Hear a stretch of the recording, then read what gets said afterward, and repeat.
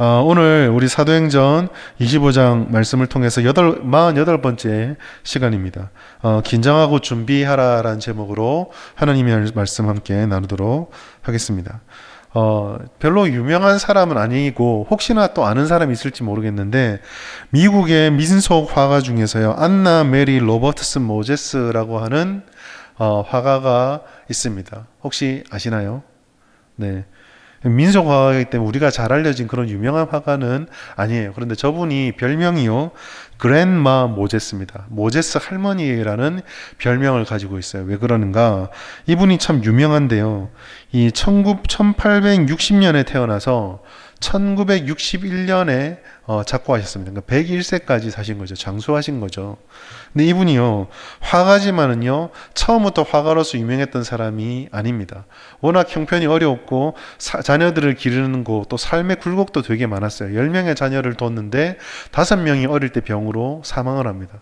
그 남은 아이들을 길러가며 남편을 뒷바라지해가며 가정을 건사하느라고 자기 취미라든지 자기 재능을 돌아볼 여지가 없이 76세까지 그냥 그렇게 사셨어요. 근데 어느 날 자기 딸의 아들을 돌보, 이분도 옛날 미국이지만 우리랑 비슷한가 봐요. 자기 딸의 아들, 손주죠. 손주를 돌보다가 그 손주 방에 있는 물감과 물통을 발견합니다. 애가 없어서 심심해서 그거로 이제 그림을 그렸는데 너무 즐거운 거예요. 이분이요, 76세부터 그림을 그리기 시작해서 80세에 그 그림이 세상에 알려지기 시작하고요, 101세에 사망할 때까지 1600점의 그림을 그리고, 심지어 100세가 지나는 그 사망하기 1년 사이에 25점의 그림을 그리면서 굉장히 미국의 민속화가로서 유명세를 얻게 되었습니다. 소위 말해 대기만성이죠. 그에게 분명히 재능이 있었을 거예요. 그에게 분명 관심도 있었을 것입니다. 그러나 그가 가지고 있는 재능, 관심, 이런 걸 잘할 수 있는 모든 것들이 그의 삶의 오랜 시간의 굴곡들을 지내는 동안에 묻혀 있다가 뒤늦게 발현이 되어지고 우연한 기회에 그 인생의 여정들을 녹아내는 그림들을 그리면서 소위 말해 우리가 말하는 대기만성형의 인물이 되었습니다. 저는 이제 미술도 잘 모르고 음악도 잘 모르고 예술을 잘 모르지만은요, 적어도 제가 그래도 나름 그 글이라는 거를 쓰면서 살고 있잖아요. 하루에 일주일에 수많은 설교의 원고들을 쓰고 여러 글을 쓰고 있는데, 그 글을 쓰다 보면은요, 그 사람이 살아왔던 삶의 과정들이나 그것 때문에 자기에게 체득되어져 있는 것들이 녹아나게 되어 있더라고요. 아마 이 그레마 모제스도 그 삶의 모든 과정들을 겪었던 일들이 하나하나 다 그 사람 속에 다 체화가 되어서 그 그림 속에 나타났을 것 같습니다. 이거는 저의 추측인데요, 1961년 같으면은 미국이 이제 히피 문화라든지 수많은 경랑의 문화 속에 있을 때인데, 아마 그런 경랑 속에 그 모든 오랜 세월들을 하나하나 꾹꾹 참아내며 견뎌내며 안에서 다 갈무리시켰던 것들이 어떤 사람들에게 안정감, 편안함, 그런 것으로 다가오지 않았을까라는 생각해 보아요. 제가 왜 이런 오랫동안 묵혀둠의 시간들, 어떻게 보면 일종의 트레이닝에 대한 시간들을 말씀을 드리냐면, 우리가 때로 인생을 살아가다 보면 누구나 다 인정하고 좋아할 만한 확 뚫리는 듯한 인생을 사는 사람들이 간혹 있을지 모르지만, 대부분의 사람들은 이처럼 무언가 연단받고 훈련받는 시간들, 그래서 그런 것들이 겉으로 드러나기 전까지 마치 장맛을 익히듯이 꾹꾹 묵혀가는 시간들을 겪기 때문입니다. 그 시간들이 굉장히 힘들기 때문에 성경에서는 이러한 시간들을 연단의 시간, 훈련의 시간이라고 불러요. 사도 바울은 오늘 본문의 말씀에서 이와 같은 연단의 시간을 겪고 있습니다. 이해할 수 없는 정체의 순간이 찾아오고 한 걸음 더 전진해보지 못하는 순간이 경험되어질 때, 성도들이 그와 같은 정체와 막막함 속에서 하나님이 연단하는 방식이라고 머리로는 알지만 마음이 동의되지 않아서 힘들 때가 있거든요. 그러나 연단은 반드시 필요합니다.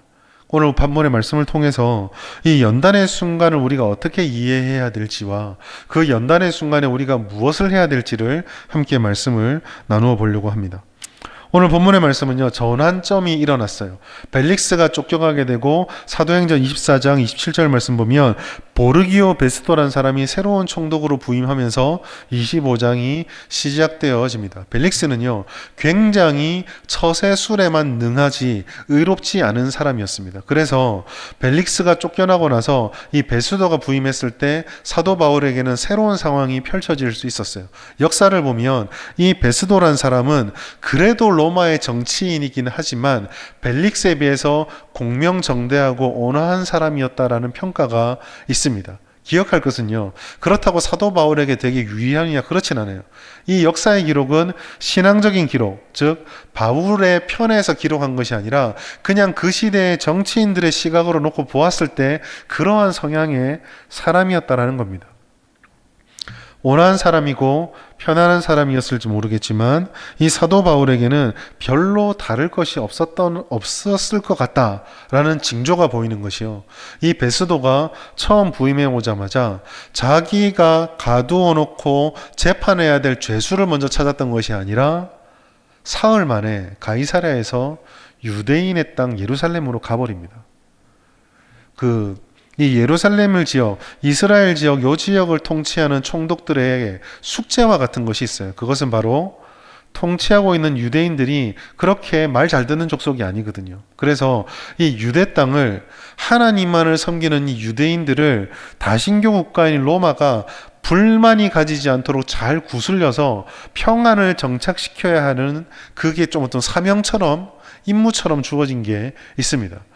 사실 이 지역의 총독들은요, 다 이거를 실패해서 쫓겨나거든요. 베스도도 그걸 알기 때문에 유대인들의 마음에 들기 위해서 유대인들에게 찾아가게 돼요.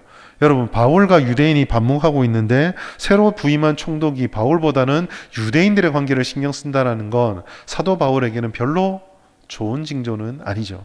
아니나 다를까 그 유대인에게 갔던 베스도가요, 바로 접하게 된 것은 바울을 향한 유대인들의 또 반복되는 고발입니다. 모니터하고 소리 좀 더 올려주세요. 오늘 보시면은요, 3절 말씀 보시면 이 총독에게 유대인들이 뭐라고 말했는지가 기록되어져 있습니다. 3절 말씀 우리 같이 한번 읽어볼까요? 시작. 베스도의 호의로 바울을 예루살렘으로 옮기기를 청하니. 아멘. 이거 어디서 많이 본 거 아닌가요? 벨릭스에게 가기 전에 천부장에게 먼저 사도 바울이 잡히게 됩니다. 그 천부장에게 잡혔을 때에 사람들이 천부장의 손에서 이를 죽이기 위해서 암살을 계획하고 자신들의 법정에 세우기 위해서 바울을 좀 내어달라, 이쪽으로 보내달라고 흉계를 꾸몄던 장면. 그래서 이게 나중에 들통이 되자 바울을 살리기 위해서 로마 시민을 건드리면 이 천부장도 자기가 어떻게 될지 모르니까 벨릭스에게 보냈던 사건을 기억하시죠? 이게 벌써 2년 이상 지난 일입니다. 벨릭스도 그 재판 속에서 바울이 죄가 없다라는 것을 알았어요. 그래서 이 2년 동안 구금해 놓았는데 지금 여기서 똑같은 일이 또 반복이 되고 있는 겁니다. 유대인들은요, 여전히 바울을 포기하지 않았어요. 벨릭스 앞에서 아무것도 증명하지 못했는데, 그래서 바울은 이 혐의와 악의적인 고발에서 벗어난 것 같았는데 정치인이 총독이 바뀌니까 다시 처음부터 시작인 거예요. 여러분, 이 모습 간단한 배경이지만 우리는 여기서 연단 맞는다는 게 무엇인가에 대해서 한번 생각해 볼 수 있게 돼요. 여러분, 연단이 뭘까요? 우리 성도들을 다듬어가는 과정 중에는요, 훈련이라는 것이 있고 연단이라는 것이 있어요. 보통 우리가 회사에 처음 입사하게 되면 그 회사의 업무를 감당할 수 있도록 교육하고 훈련을 하게 되죠. 때로는 정식으로 어떤 기간을 설정해서 뭐 교육기관이라든지 이런 것들을 통해서 가르치고 연수를 하거나, 연수를 마쳤다고 해도 바로 업무를 하는 것이 아니라 보통 사수라 그러죠. 자기보다 먼저 그 업무에 투입되었던 선임들을 통해서 같이 일을 하면서 이건 이렇게 처리하고 서류는 이렇게 작성하고 이런 일들을 배우게 됩니다. 교육과 훈련의 과정이 필요하죠. 군대도 마찬가지입니다. 군대에 들어갔다고 해서 바로 군복 입히고 총칼 채워가지고 전망으로 보내는 게 아닙니다. 훈련소에서 생활 습관, 말하는 태도, 먹는 태도, 그리고 훈련에 필요한 군생활에 필요한 것들을 다 가르쳐서 반복 훈련을 4주든 6주든 시킨 뒤에 이제 각자의 위치로 보내고요. 보낼 때에도 자신이 배속되는 업무에 더 필요하면 추가 교육과 훈련을 시켜서 흔히 말해서 그 업무가 자기 군대에 다 배속을 시키게 됩니다.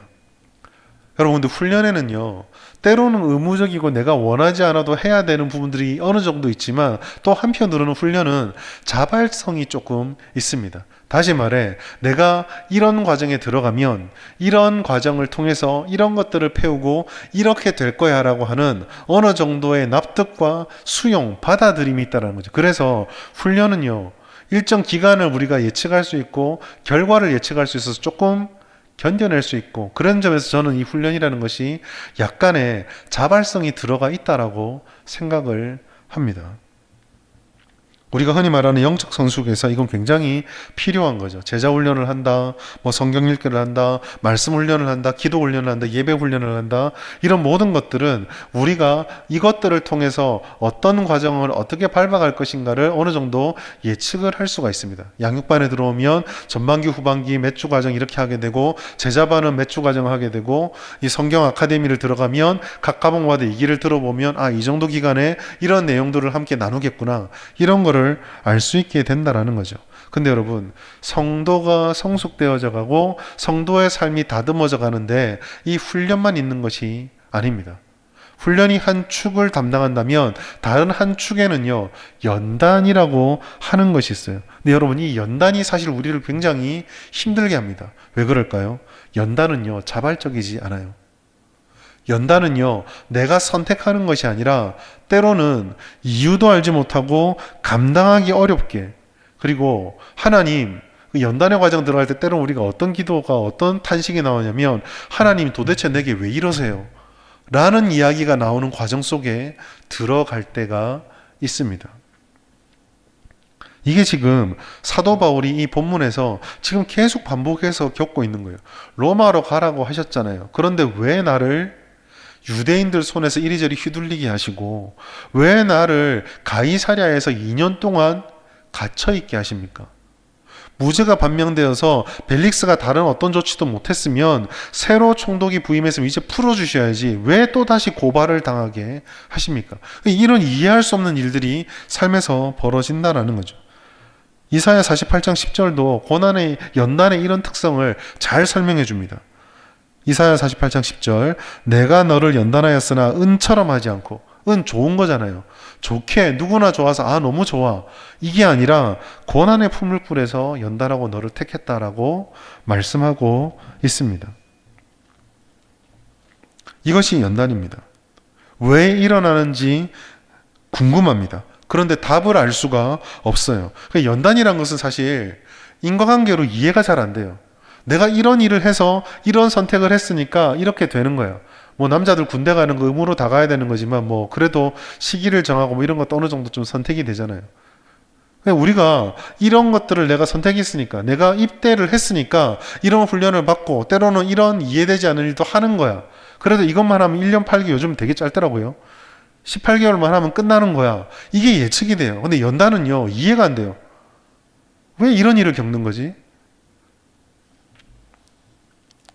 그래서 연단의 순간에 들어가면요, 우리가 왜 당황하냐면 내가 할 수 있는 게 별로 없을 때가 많아요. 그렇기 때문에 매 순간이 힘듭니다. 피하고 싶어요. 믿음은 때로는 믿음도 점점 희미해지고 버티지 못할 것만 같은 답답함이 엄습합니다. 사람이 이런 어려움이 닥쳐오면 시각이 좁아지거든요. 시야가 좁아지고 판단력이 되게 좁아집니다. 그래서 이런 가운데 들어가면은요, 어떤 생각까지 드냐면 왜 나만 이렇게 힘들지? 쟤는 신앙생활 쉽게 잘하는 것 같은데, 저 친구는 너무 쉽게 살아가는 것 같은데 왜 나만 이런 일을 겪어야 되지? 뭐 이런 생각들도 막 찾아오게 돼요. 당연히 이런 연단은 달갑지가 않습니다. 근데 여러분, 사실 이것은요, 달갑지 않은 정도가 아니라 때로는 우리를 굉장히 위협하는 요소도 될 수 있습니다.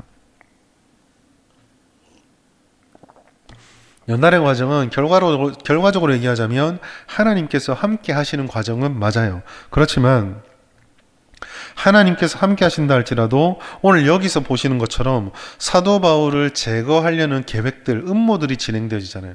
그러니까 연단이라는 큰 틀에서는 유익이고 큰 틀에서는 견뎌질 수 있지만 그 하나하나들이 자칫 잘못하면 우리에게 해가 될 수도 있는 그런 위험 요소들도 때로는 우리의 연단에 사용되어진다라는 겁니다. 큰 영향을 우리 삶에 미쳐요. 지금 우리가 이 바울의 이야기들을 한 걸음 뒤에 빠져서 역사상 밖에 빠져서 3자 입장으로 바라보니까 이 연단의 과정이구나 라고 이해가 되지만 사실 현실에서 우리가 연단의 과정 속에 들어가면 이게 연단인지 시험인지 유혹인지 징계인지 판단도 안 될 때가 더 많이 있습니다. 그럼 이런 것이 연단이라고 한다면 우리는 다음 질문을 할 수밖에 없어요.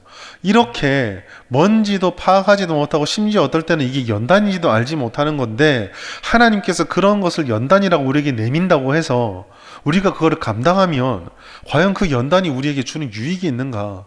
연단의 유익이 도대체 무엇인가? 연단은 유익하기나 한 건가? 우리는 생각할 수 있습니다. 이 부분에 대해서 우리가 생각할 때 성경 전체에서 연단을 뭐라고 말하는지를 짚고 넘어가야 돼요. 여러분, 성경은요, 연단이 우리에게 분명히 있다라고 알려주지만 그 연단을 무조건 피해야 된다거나 혐오하라고 말씀하지 않습니다. 오히려 성경은요, 연단을 긍정적으로 얘기해요. 어디까지, 어떤 식으로 얘기하냐면 우리에게, 성도에게 연단이 찾아올 때 그거를 이상하게 여기거나 그것으로 당혹하지 말라라고 말씀합니다. 베드로전서 4장 12절 말씀 우리 같이 읽습니다. 시작. 사랑하는 자들아, 너희를 연단하려고 오는 불시험을 이상한 일 당하는 것 같이. 아멘. 뭐라고 말씀하고 있죠? 연단하려고 오는 불시험이 있을 때 그것을 이상하게 여겨라, 이상하게 여기지 마라, 이상하게 여기지 마라 라고 말합니다. 심지어 이 베드로전서 4장 12절 바로 다음에 있는 13절 말씀은 뭐라고 말하냐면 그거를요, 즐거워하라 라고 말씀하고 있습니다. 사실 연단은요, 믿음이 필요해요. 믿음이라는 것은요, 때론 이해가 되지 않고 동의가 되지 않고 설명조차 되지 않을 때 그게 하나님의 말씀이라면 혹은 아니면 하나님의 살아계심을 붙잡으면서 그대로 순종하고 견뎌내는 것을 믿음이라고 말합니다. 사실 믿음은 성도가 가지고 있는 가장 큰 보석이지만 동시에 믿음은요, 성도가 가지고 있는 것 중에 가장 현실적이면서 어쩌면 내가 이걸 계속 가지고 있어야 되나? 라고 우리를 끊임없이 흔드는 것이 될 수도 있어요. 다행히 이렇게 연단을 우리에게 말씀하실 때 이상히 여기고 오지 말고 즐거워할 때 우리에게 주는 유익이 분명히 있다라고 성경이 말씀합니다. 히브리서 12장 11절입니다. 읽겠습니다. 무릇 징계가 당시에는 즐거워 보이지 않고 슬퍼 보이나 후에 그로 말미암아 연단 받는 자들은 의와 평강의 열매가 있다라고 말씀합니다.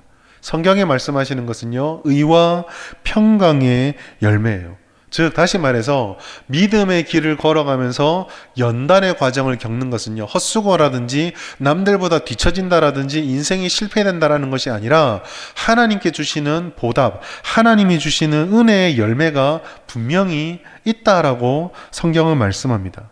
어떤 일을 할 때 결과를 알고 하는 것과 결과를 모르고 하는 것은 천지 차이예요. 여러분, 운동선수를 한번 생각해 보겠습니다. 올림픽을 한번 생각해 봅시다. 올림픽 선수들이요, 한 번씩 우리가 그 선수촌에서 훈련하는 친구들 막 보잖아요. 2주 전인가 3주 전에 우리나라 그 육상 남자 계주가 세계 선수권 금메달 딴 거 아시죠? 처음 있는 일이거든요. 제가 기억을 더듬어 봐도 육상에서 우리가 금메달을 딴 적이 있나? 암만 봐도 없어요. 근데 이번에 금메달을 땄습니다. 그래서 그 친구들이 그 유재석 씨가 진행하는 유퀴즈라는 프로그램에 나와서 이렇게 그 예능을 하는 걸 본 적이 있어요. 근데 그 장면에서 제가 되게 인상 깊게 봤던 것은요, 그 10대 후반, 20대 초반의 청년들이 반짝반짝 웃으면서 팍 빛나면서 그 인터뷰를 하는데 잠깐 훈련 장면이 나왔어요. 애들이요, 한 컵 뛰고 나면 완전 죽으려고 그래요. 웃으면서 얘기하는데 점심 먹고 뛰고 다 토해내고 핏물이 올라오고 그렇게 훈련을 한다는 거예요. 결과론적으로 금메달을 땄는데 여러분, 우리가 솔직하게 생각하면요, 걔들이요, 그 선수들이, 전 세계에 있는 선수들이 그렇게 죽도록 연습하면서 금메달 딸 확신이 있습니까? 없잖아요. 없는데도 그 수백 명, 수천 명의 선수들 중에 오직 한 명에게 주어지는 것이 내게 혹시 있을지도 몰라라는 요만한 기대감을 가지고 죽자고 뛰거든요. 얼마나 불안하겠어요. 근데 우리 그 노력이 성공을 보장해 주진 않는데요. 우리의 연단, 영적 훈련은요, 성경 말씀대로라면 이거와 전혀 달라요. 영적 훈련이 어떤 어려움과 어떤 막막함에 있다 할지라도, 그 연단이 어떠한 과정 가운데 있다 할지라도 성경은 분명하게 말씀해. 야, 힘들고 어렵고 왠지 모르겠지만 이거 하나는 확실해. 무조건 이 끝에는 금메달이 있어. 라고 우리에게 말씀해 주는 것입니다. 그 길을 걸어가는 과정은요, 다 혼란스러워요. 선명하게 드러나지도 않습니다. 백날 왜라고 물어보는데 하나님 답도 잘 안 해주세요. 그래서 불안합니다. 어렵고 혼란스럽고 때로는 피하고 싶어요. 그러나 그 끝에는요, 무조건 열매가 있어요. 특별히 의와 평강의 열매를 맺었다는 것을 우리는 주목해야 됩니다. 여러분, 우리가 죄를 지어서 타락한 이에 타락한 인류에게 찾아온 가장 뚜렷한 실패가 뭐냐면요, 의가 사라져버리고 평강이 사라져버린 거예요. 죄인이 되었다는 것은 의의 상실이며, 원수가 되었다는 것은 관계가 파괴되어서 하나님이 주시는 그 에덴 동산의 평안을 다 잃어버렸다는 거거든요. 그러니까 의와 평강을 잃은 상태는 죄의 대가입니다. 그런데 하나님께서 이 연단을 받는 자들이 의와 평강의 열매를 맺는다는 것은 무슨 말이냐면, 이렇게 상실되고 파괴되고 부서진 모든 것들이 하나님의 능력으로 완전히 회복되어진다라는 것을 우리에게 말씀해 주는 거예요. 죽음과 실패로 끝나버릴 수밖에 없었던 죄인이 이제는 생명과 성공의 열매로 이어지게 된다. 이 과정 속이 연단 속에 있다라고 말씀하는 것입니다. 그러니 우리의 연단은 헛수고가 아닙니다. 사도 바울이 이렇게 우여곡절을 겪고요. 이게 다가 아니죠. 우리가 앞으로 계속 말씀을 보아가겠지만, 이 베스도의 손을 벗어나서 아그리빠 왕의 최종 판단을 받고 이제 로마로 가게 되거든요. 그럼 끝난 것 같잖아요. 아니잖아요. 로마로 가면서 항해가 엉망진창이 되고 섬에 갇히기도 하고 아직도 고난이 남아 있습니다. 아직도 로마로 가는 길은요, 위기가 남아 있어요. 그러나 분명한 것은 사도 바울은 로마로 갔습니다. 하나님께서 하시고자 하는 일들을 이루셨어요. 하나님께서는 사도 바울이 그 생의 마지막에 하나님의 뜻 가운데 맺어야 될 열매들을요, 실패하도록 버려두지 않으셨습니다. 이 연단의 과정을 다 겪게 되었을 때 그의 삶에는 이 하나님의 열매가 왔다라는 거죠. 그러니 우리는요, 이 연단의 과정 속을 바라보면서 우리의 삶이 연단 속에 있을 때에 이 연단의 과정을 피하거나 싫어하는 것이 아니라 지혜롭게 잘 감당하는 법을 물어야 합니다. 그걸 통해 우리가 하나님 앞에 단련되어져 가고 하나님이 기뻐하시는 성도로, 그리고 그런 교회로 세워져 가야 하는 거죠. 그럼 어떻게 해야 될까요? 연단이 찾아올 때 훈련의 과정 속에서 우리가 어떤 자세, 어떤 태도, 무엇을 힘써야 할까요? 첫 번째, 연단 앞에서 우리는요, 긴장하고 준비하는 삶을 살고 있어야 합니다. 이것은요, 긴장하고 준비하라는 것은 염려하거나 소극적으로 되거나 움츠러들으라는 말이 아닙니다. 그러면 긴장하고 준비해야 된다는 것은 무슨 의미일까요? 사실 이 연단은요, 생각보다 더 복잡합니다. 왜냐하면 이 연단은 하나님의 지켜주심 속에서 진행되어지지만, 그 지켜주심이 장미길을 다 내어놓고 어떤 어려운 거 위협도 없이 여길만 쭉 가면은 그냥 다 통과되는 거야가 아니라, 마치 혼란한 미로 속에 던져진 것처럼 그 속에 오만 것들이 다 끼어들기 때문이에요. 심지어 그 속에는 오늘 사도 바울을 위협해서 제거하려고 했던 악한 시도와 같이 우리를 시험하고 넘어뜨리려고 하는 사단의 공격들도 같이 들어오게 됩니다. 포기하지 않는 유혹과 시험이 있다라는 거예요. 로마로 가는 과정에 사도 바울 앞에 늘 이게 나타나서 그를 힘들게 했습니다. 앞서 베드로전서 4장 12절 말씀을 인용하면서 연단을 이상하게 여기지 말라라고 말씀했어요. 하나님께서는요, 이상하게 여기지 말라는 말을 하시면서 우리에게 연단은 아무것도 아니다, 위협이 되지 않는다고 말한 게 아니에요. 이상하게 여기지 말라는 말의 핵심은 하나님께서 그 연단의 과정을 너 혼자 가게 하시는 것이 아니라 함께 하시면서 그걸 다 감당할 수 있도록 버려두지 않겠다라는 약속이거든요. 그렇지만 분명한 것은 그 속에는 실패의 위협이 있고 넘어짐의 위협이 있고 상처와 위기라는 것이 분명히 존재합니다. 때로는 그래서 실패가 걱정이 되고 여러 가지 힘듦이 찾아오죠. 때로 우리가 사역을 하다 보면은요, 또 자녀를 기르다 보면 이러한 때로는 어떤 실패라든지 잘 알지 못하는 미래에 대한 두려움 때문에 망설이거나 또 그런 것들 때문에 아파하는 이들을 종종 만나게 됩니다. 사실 솔직한 부모의 마음으로 또 목사의 심정으로 봤을 때는 우리 자녀들이 그 인생길에 아무 어려움이 좀 없었으면 좋겠어요. 쉽게 가면 좋겠습니다. 청년들을 가르치고 그들을 품고 기도할 때도 저 청년들이 신앙생활 할 때도 직장을 구할 때 학교를 갈 때 인간관계 할 때 좀 이 가로막히는 거 없이 상처 없이 좀 잘 갔으면 좋겠다라는 그런 마음들이 있어요. 할 수만 있으면 그거 다 제거해 줬으면 좋겠어요. 그러나 여러분, 그것은 진정으로 그들을 위한 건 아니죠. 때로는 어려움을 겪으면서 단단해지는 경험이 쌓여야 합니다. 얼마 전에 어떤 영상에서 그 우리나라의 수학 강사 중에 최고로 꼽히는 정승재라는 사람이 있습니다. 이 사람이 학생들 앞에요, 왜 공부를 잘해야 되고 열심히 해야 되는지에 대해서 막 열변을 토하는 거 봤어요. 핵심은 이거예요. 자기가 중년이 되다 보니까 학교 다닐 때 일정 수준의 학습 성취력을 보였던 애들이 나중에 중년 되니까 다 중간 이상은 살더라는 거예요. 근데 거기서 이분이 이렇게 말하는 걸 들었습니다. 오해하지 말라라고. 공부를 잘하면, 공부 능력이 되면은 그 결과가 좋으면 일정 수준의 삶을 산다는 게 아니라 자기가 가만히 들여다보니까 성적에서 몇 점 받았느냐가 아니라 거기까지 이르기 위해서 자기 거를 희생하고 참고 인내하고 견뎌냈던 그 생활 방식의 태도들이 인생을 살아가면서 역경과 고난이 닥칠 때마다 그거를 헤쳐나오는 곳으로 자리 잡더라는 거예요. 조금만 힘들면 나 이거 싫어, 나는 재능이 아니야, 다 주저앉았던 애들은 나중에 나이가 들어가면서 직장 들어가면 이 직장 나에게 맞지 않아, 내 적성이 아니야, 다 그냥 내려놓고 견디지 않더라는 거예요. 그러니까 이게 쌓이니까 중년에 딱 올라오니까 연단이 안 돼 있으니까, 단련이 되어 있지 않으니까 그냥 계속 그런 삶을 살게 되더라는 거죠. 저 굉장히 거기에 동의합니다.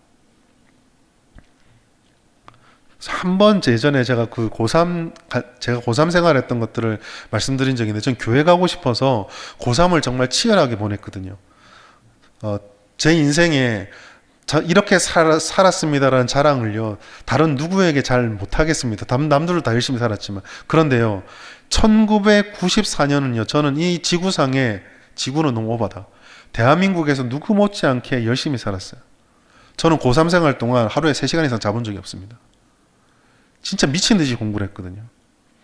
그런데 그렇게 해서 공부를 잘했다가 아니라 교회 가려면은 엄마 아빠를 설득했어야 되니까 그렇게 했던 거예요. 그런데 제가 인생을 살면서 진짜 힘든 일이 닥쳐서 이건 도저히 못하겠다라는 생각이 들 때 다시 마음을 딱 잡아주는 게 그때 1년의 경험이에요. 하니까 되더라는 경험이에요. 잠 못 이길 것 같은데 급하니까 잠을 이기겠더라고요. 예배 드릴 때 한참 고3 때는요, 제가 예배 드리고 나면 여기가 벌겠어요. 샤프로 찔렀거든요. 막 찌르면서 예배를 드렸어요. 공부도 그런 식으로 하고 막. 그러니까 이 연단이요, 그런 것들이 우리를 강하게 만들기 때문에 때로는요, 어려움을 겪으면서 단단해지는 경험이 있어야 됩니다. 대신에 부모의 마음, 교사의 마음, 목사의 마음 어떤 걸까요? 그 길을 혼자 가게 버려두지 않는 거예요. 때로는 옆에서 격려하며, 때로는 넘어지면 일으켜주며, 때로는 뒤로 넘어질 때 뒤에서 받쳐주면서 같이 가는 것. 이게 이제 연단 가운데 하나님 우리와 함께 하시는 거군요. 연단 앞에서 우리가 긴장해야 되고 준비해야 되는 것은 바로 이것입니다.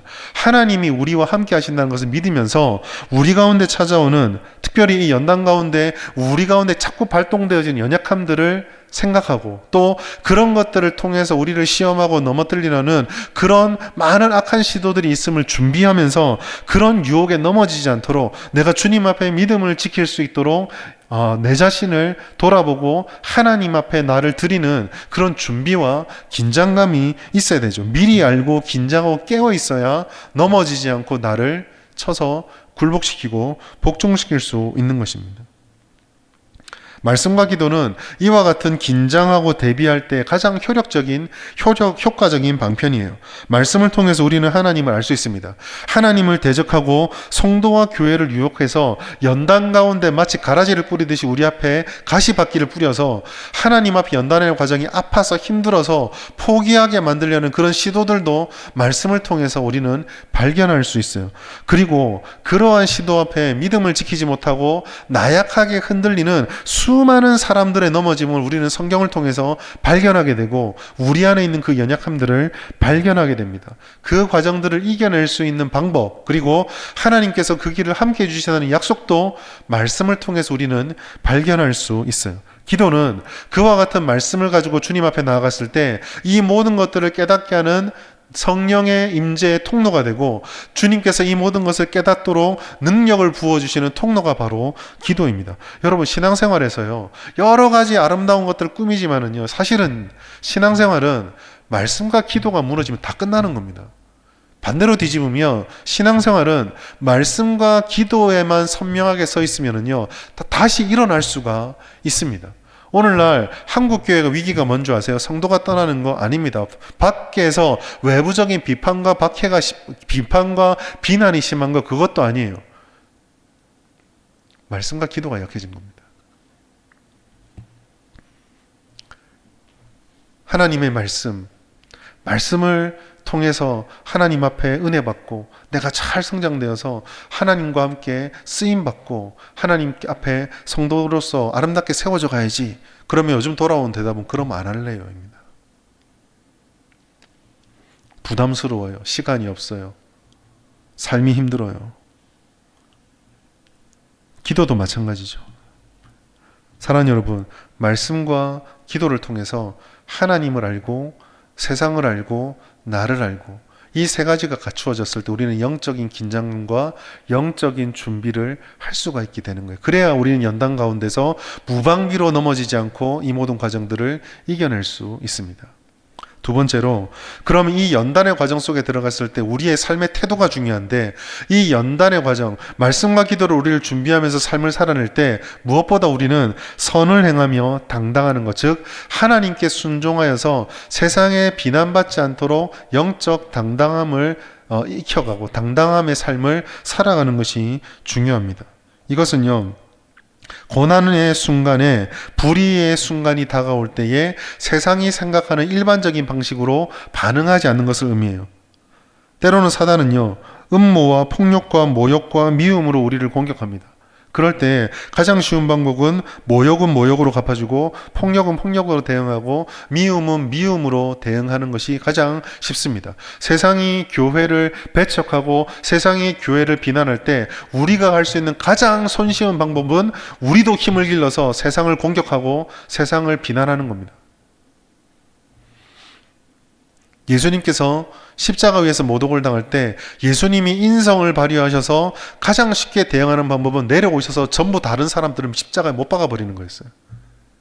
근데 예수님 그렇게 하지 않으셨거든요. 사도 바울이요, 오늘 이 본문의 말씀 속에서 이 어려움들이 어떻게 끝나게 되는지를 주목해 볼 필요가 있습니다. 베드로는 또 이 유력한 사람들을, 유대인들의 마음을 좋게 해주기 위해서 그러면 나 따라와서 가이사랴에 와서 바울을 다시 고발해라 라고 이야기를 합니다. 벨릭스가요, 기록을 다 남겼을 거 아니에요. 이 사람 무죄다고 기록을 남겼는데 유대인의 마음을 얻으려고 다시 고발해라 라고 합니다. 근데 여러분, 사도 바울의 이러한 고발이요, 사도 바울을 향한 이 고발이요, 또다시 무의로 그치게 된 이유는 사도 바울이 모든 협의에 걸리지 않도록 윤리적으로 신앙적으로 선을 지키는 당당함을 가지고 살았기 때문입니다. 사도행전 25장 8절 말씀 우리 같이 읽습니다. 시작. 바울이 변명하여 이르되 유대인의 율법이나 성전이나 가이사에게나 내가 도무지 죄를 범하지 아니하노라. 여러분, 저는요 이 말씀이 연단의 과정 속에 들어가 있는 모든 성도들에게 굉장히 중요한 거라고 생각을 합니다. 즉 사도 바울은요 여기서 도무지 죄를 범하지 않았다라는 유대인의 고발에 대한 대응의 대답을 했지만, 이것을 우리의 성도의 삶에 곰곰이 펼쳐서 생각해 보면 결국 연단의 과정, 삶의 모든 과정들을 살아낼 때 성도들이 하나님이 기뻐하시는 뜻, 하나님의 뜻에 순종하는 선한 삶을 살았을 때 그것을 통해서 이 연단의 과정 속에 넘어지지 않는, 책 잡히지 않는 삶을 살게 되고, 그것이 우리의 연단 속에 시험을 이겨내고 넘어지지 않는 좋은 방법이 된다는 것을 우리는 깨닫게 돼요. 사실 저는 한국교회가 지금 굉장히 큰 연단 속에 있다라고 생각을 합니다. 코로나 때부터 시작되었던 그 연단의 과정이 아직 끝나지 않았어요. 물론 질병은 사라지고 그러한 시대는 점점 끝나가지만, 그로 인해서 우리 가운데 드러났던 약점들, 연약함들, 괜찮다고 생각했지만 전혀 괜찮지 않았던 것들, 그리고 그때를 기점으로 해서 한국교회를 향한 비난과 부정적인 인식들은 훨씬 더 폭발적으로 늘어났습니다. 지금 우리는 연단의 순간 속에 있어요. 이때 이 연단의 순간 속에서 성도들과 교회들이 회복해야 되는 것이 뭐겠습니까? 힘을 길러서 우리를 함부로 대하지 못하게 하는 것 아닙니다. 이 속에서 이 시대를 살아가게 만든 하나님의 뜻에 순종하여서 내 삶의 현장에서, 나의 가정에서, 나의 직장에서, 나의 학교에서, 내가 가는 모든 곳에서 하나님이 무엇을 원하실까? 주님의 말씀이 말하시는 그 선과 의를 이루기 위해서 우리가 할 수 있는 것이 무엇인가를 깨닫고 그 앞에서 당당하고 선하게 살아가는 거예요. 여러분, 예수님께서 산상수훈을 얘기하실 때 우리에게 분명히 말한 게 있어요. 너희 빛을 세상의 빛이라 말씀하셨던 하나님께서 그 너희의 빛이 도대체 뭐냐라고 하셨을 때 너희의 착한 행실이라고 했어요. 이 착한 행실이 뭡니까? 성도의 착한 행실이 뭐예요? 성도의 선한 행실이 뭡니까? 우리 안에 선이 있습니까? 우리 안에 착함이 있습니까? 우리는 완전하지 않잖아요. 결국 성도의 착한 행실이라고 하는 것은 온전한 선이신 하나님의 진리와 의의 길을 벗어나지 않는 거예요. 너희를 미워하는 원수에게, 악에게 지지 말고 선으로 악을 이기라 하셨던 그 말씀을 따라서 순종을 하는 거예요. 베드로전서에 똑같은 말씀합니다. 아까 4장 12절 말씀에서 하나님의 연단을 이상하게 여기지 말라고 말씀하셨잖아요. 이 구절에 4장의 맨 마지막 구절에 보면 뭐라고 되어 있냐면 이렇게 되어 있습니다. 같이 읽습니다. 시작. 그러므로 하나님의 뜻대로 고난을 받는 자들은 또한 선을 행하는 가운데에 그 영혼을 미쁘신 창조주께 의탁할지라. 연단이 다가오고 고난이 다가오고 불시험이 다가오는데 그때의 이 과정을 우리 성도들은 어떻게 돌파해야 된다? 선을 행함으로 돌파해야 된다라고 말씀하고 있습니다. 앞길이 보이지 않을수록, 그래서 모든 사람이 달려갈 때 나만 정체되어 있는 것 같을 때에 그 어려움이 도대체 내가 나 자신을 지키지 못하는 가운데 내가 뭘 할 것인가 의심으로 우리를 공격할 때마다, 그럴 때마다 우리가 힘써야 되는 건 하나님이 기뻐하는 그 선을 지켜가고 이루어 가는 거예요.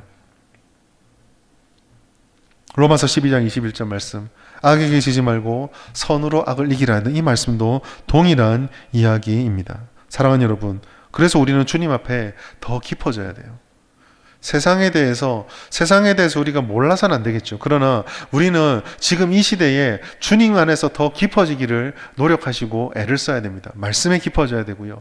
묵상에 깊어져야 되고, 세상의 파도에 이리저리 흔들리지 않는 기도와 깊은 영성과 경건으로 우리가 깊어져야 합니다. 지금 우리는 말씀의 자리를 떠날 때가 아닙니다. 예배의 자리를 떠날 때가 아니에요. 기도를 후순위로 미뤄야 될 시기가 아닙니다. 오히려 지금은 더욱더 주님의 말씀 붙잡고 더욱더 기도하는 가운데 우리의 삶의 작은 부분에서부터 하나님께 순종하는 믿음의 삶을 그들에게 보여주어야 할 때예요.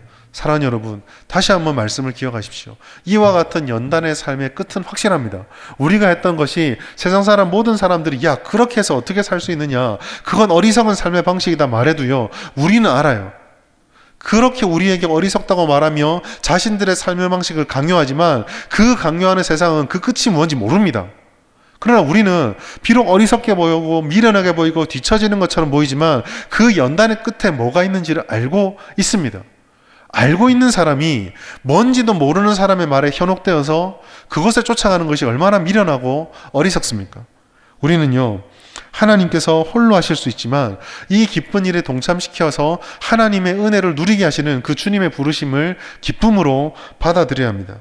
하나님께서는 절대로 우리를 포기하지 않습니다. 하나님께서는 이 모든 과정들, 대적들의 방해가 아무리 강력하고 지속적이고 끈질기다 할지라도 하나님을 믿고 이 연단의 과정을 준비하는 가운데 주님의 선을 지키기로 이렇게 결심하고 주님의 손을 붙잡으면 하나님이 약속하신 의와 평강의 열매로 우리를 인도해 가시고 실패하지 않을 거예요. 그러니 여러분, 연단의 과정은 고통스러울지 모르겠지만 실패하지 않는 하나님을 믿으면서 반드시 그곳에 도착한다는 것을 믿으면서 주님께 기도해야 됩니다. 하나님, 포기하지 않는 우리를 향한 시험과 유혹이 찾아옵니다.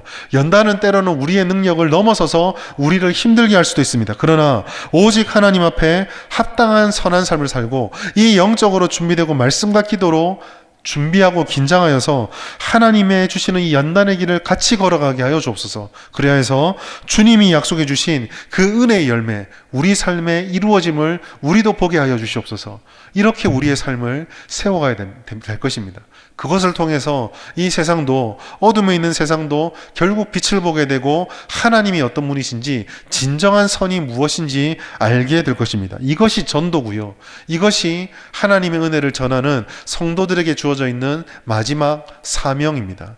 이 말씀을 따라서 오늘 우리가 주님 앞에 준비되어서 또 영적으로 긴장하고 하나님의 은혜들 연단을 잘 받아서 하나님이 주시는 은혜의 열매의 주인공이 다 되시는 우리 모든 성도들, 우리 교회가 되시기를 예수님의 이름으로 축복합니다.